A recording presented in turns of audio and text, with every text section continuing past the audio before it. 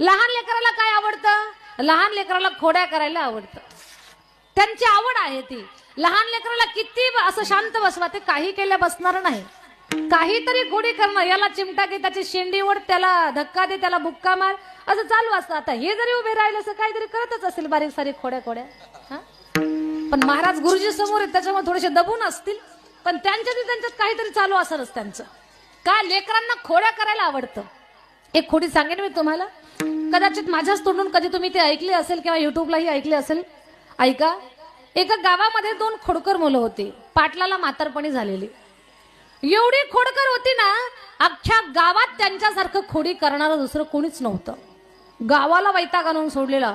गावकरी म्हणायची, जर आउटसाईडला सापडली नाही का ठोक्यात खाली पाडायची.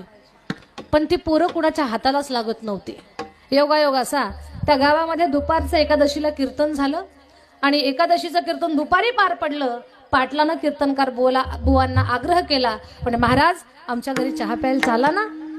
महाराज म्हटले, ठीक आहे येतो. अख्ख्या गावाचं मन मोडलं तरी चालेल, पण पाटलाचं मन मोडू नये असं महाराजांना वाटलं. जुन्या परंपराचे असे महाराज होते. महाराज गेले. पाटलानं सोफा सेटवर महाराजांना बसवलं, खुर्ची टाकून पाटील स्वतः बसले आणि पाटलांना आवाज दिला. घरात त्यांच्या गृहमंत्री होते ना, कोणते, त्यांची घरचे पाटलीनबाई, आवाज दिला.